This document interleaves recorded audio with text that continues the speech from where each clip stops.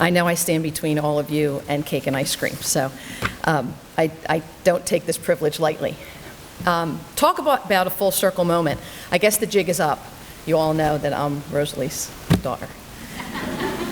In 1996, I had the privilege of representing my family and speaking to the Neumann community at Dr. Mirenda's inauguration.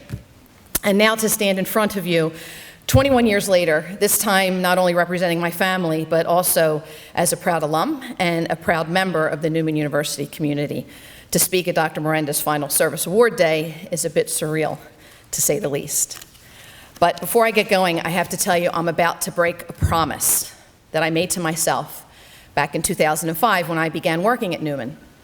I reaffirmed that promise in 2013 when I became director of the Institute for Sport, Spirituality, and Character Development. That promise, while on campus or attending any event that had anything to do with Neumann University, I would only refer to my mother as Dr. Mirenda.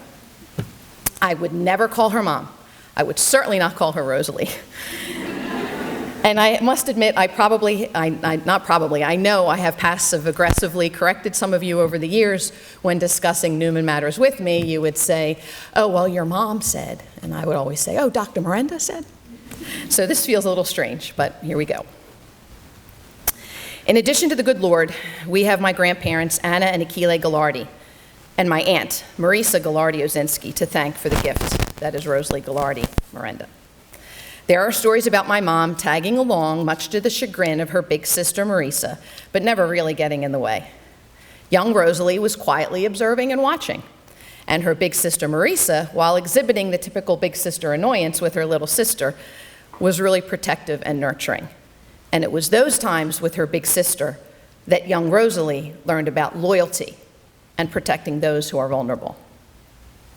Then, of course, there are great stories of my grandmother, the careful gatekeeper of the family's resources. Mom shared that she and her sister never felt as if they were without anything or deprived of necessities. They lived in a beautiful home. They were surrounded by a loving family. In fact, it wasn't until Mom took her first college sociology class when she learned that, according to the textbooks, she actually grew up poor. It was the example lived by her mother that young Rosalie learned that a rich life is a life lived grateful for the blessings of family, home, faith, and of course, food and wine. But my most favorite story about my mom growing up is the story of how she ended up going to Villanova University for her bachelor's degree in nursing. It's important to note that my grandparents and aunt were immigrants. Mom was the first in her family to be born in America. She grew up speaking only Italian and didn't learn English until she began grade school at good old St. Paul's in South Philadelphia. As my mother was finishing up her high school days at Hallahan High, her father, as many parents still do, sat her down and said, okay, Rosalie, what's next? What are you going to do after high school? So she was very excited and answered, I want to be a nurse. And he said, great, okay, what do we have to do? What do you have to do to become a nurse? And no surprise, young Rosalie did her due diligence, and she spoke to her sisters, the sisters at Hallahan High, and said, what do we need to do? And they said, St. Agnes Hospital, it's right here in South Philadelphia. They have programs for young girls who want to become nurses. So she shared that with her father. And my grandfather looked at her, and in Italian, he looked at her and said, that is the craziest thing I have ever heard. Rosalie, you go to a hospital when you're sick. To learn, you must go to a university. To learn, you must go to a university.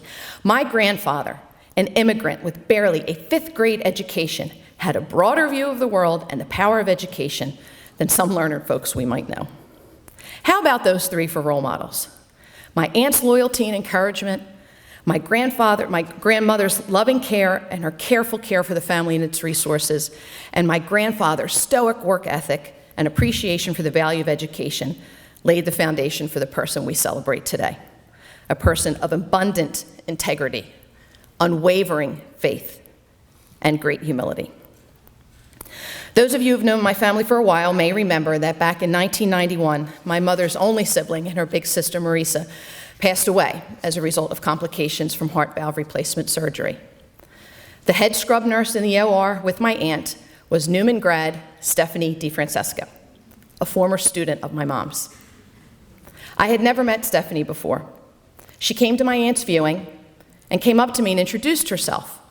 Stephanie lovingly explained to me her relationship with my mother and her presence in the operating room with my aunt. I thanked Stephanie and said to her that I know it meant a lot to my mom to have one of her students in the OR with her beloved sister.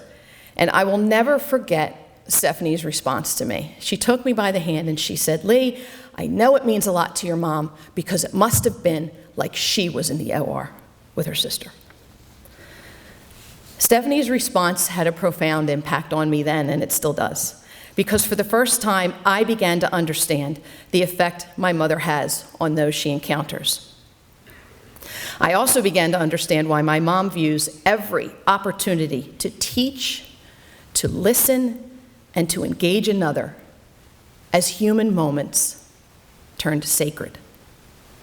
My mother possesses a never-ending trust in God's plan, no matter what the circumstance, whether it be her sister's unexpected death due to an undiagnosed heart defect, or my father suffering third-degree burns as a result of a kitchen accident, or the disrespect and insubordination exhibited by a former colleague. My mother's unwavering trust in God's plan for her kept her steady, kept her strong, and kept her focused. Hope and prayer are significant components of my mother's life. Novenas, sacred relics, blessed rosaries, my nightstand drawer is filled with them thanks to her. But the most precious and sacred of those gifts from my mom, it's what those gifts symbolize, and is perhaps the greatest lesson my mother has ever taught me.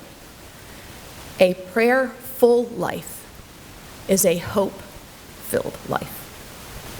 As Pope Benedict XVI once said, one who has hope lives differently, and that certainly describes my mother. So far I've talked about Mom's faith and hope, but what about love? Well, that's the easy one.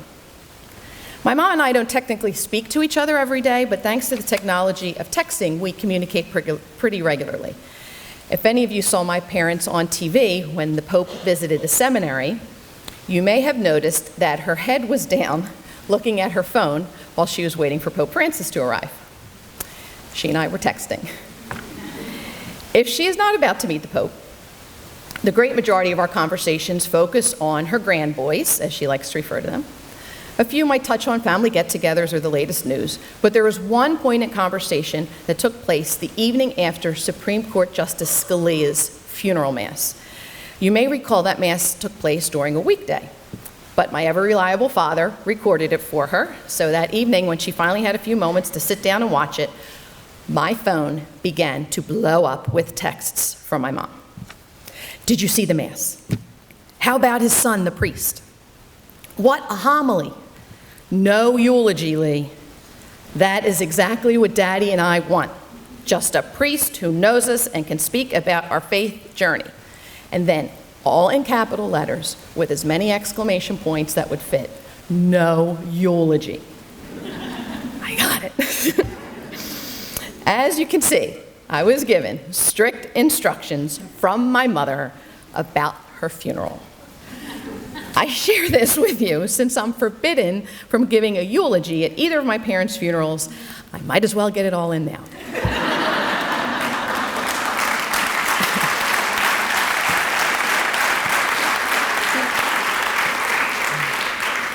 I also share this story about my mom's reaction to Justice Scalia's funeral to give you a bit of context for what I'm about to say when it comes to my mom and love. Reflecting on me being forbidden to give her a eulogy forced me to think about what will happen when Mom goes to heaven. I imagine that there will be a long line of people waiting to see her. Right at the front of the line will be her parents, Anna and Aquile, her big sister Marisa, her in-laws Diego and Carmela Mirenda, and of course, Sister Margaret Bonner. Countless relatives, friends, family, former patients, former students, former colleagues, they'll all be there to greet her. But God will also be there. But as we know, God is patient, so he's going to wait and let everybody else get to her first. After Mom greets each one of her loved ones individually, and we've all been to the Christmas party, we know Rosalie Mirenda greets each person individually. I imagine her meeting with God will go something like this. They're going to take each other's hands. Well, God's up here, right? And Mom's down here because she's so short. And Mom will look up and say, God, thank you for the abundance of blessings you have given to me and my family. But then God will reply, and he'll say, Rosalie, I want to thank you. I couldn't have done it better myself. Now, I say this in no way to deify my mother. Believe me, I know way too much. I say it simply because of that beautiful Bible verse in the first book of John, chapter 4, which says, Beloved, let us love one another, because love is of God. Everyone who loves is begotten by God and knows God. Whoever is without love does not know God, for God is love. God is love. Love is God. Therefore, wherever love is, God is. Among the many things that describe Rosalie Mirenda, for me, the one aspect that stands head and shoulders above the rest is that everywhere my mother goes, no matter what the situation, no matter whom she is with, she brings love. Perhaps it's a difficult conversation or a challenge to be faced. Regardless, if Rosalie Mirenda is in that room, I guarantee you, so is love. And it doesn't matter the room either, whether it's the boardroom, the classroom, the patient's room, or my family room. If Rosalie Mirenda is in that room, rest assured, love is in that room. Love.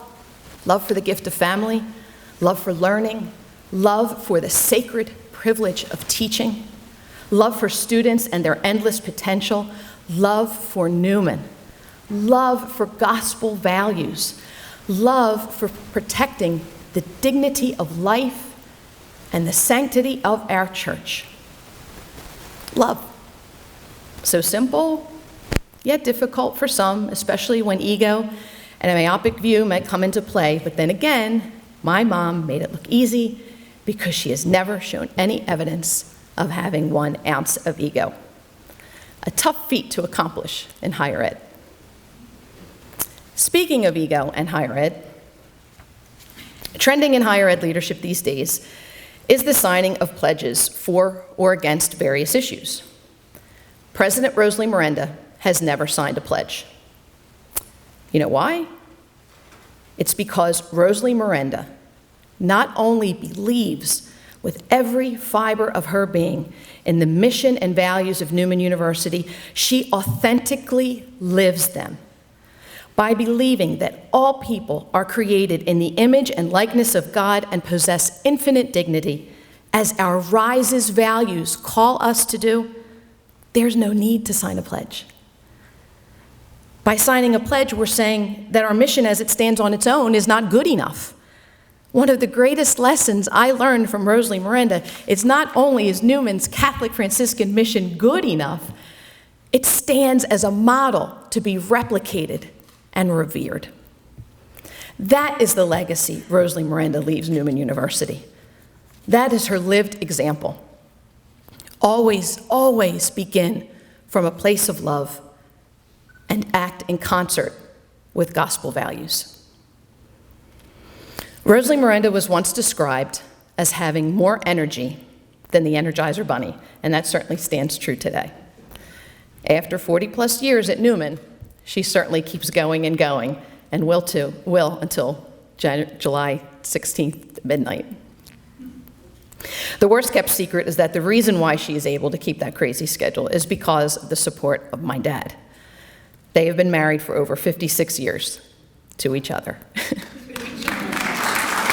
That's my dad's favorite line. A quick story. A number of years ago, I had the privilege of presenting my mom with the St. John Neumann Medal from the Philadelphia Philopatrian Society. My boys were 6 and 3 at the time, so they're wondering what's all this fuss about Nonna, where's mommy going, why is she getting an award? So my AJ, who was 6 at the time, says, what's the award? Why is she getting an award? And I said, oh, these people want to give Nonna this award because she shows great courage. So my 3-year-old in his little 3-year-old voice, what's courage? I said, well, courage is, a person with courage is someone who takes risks and is really brave and strong. So then AJ says, well, wait a minute, is she getting this medal because she's been married to Grandpa for so long? He's who you're getting in August for 4 years, 4 years. Well, Dr. Mirenda, your Neumann journey has been filled with many twists and turns, uphill climbs, and certainly beautiful sights. I am grateful that although this particular race may be ending, an exciting new one is about to begin, and I really hope it includes lots of home-cooked food waiting for me. We'll talk about that later.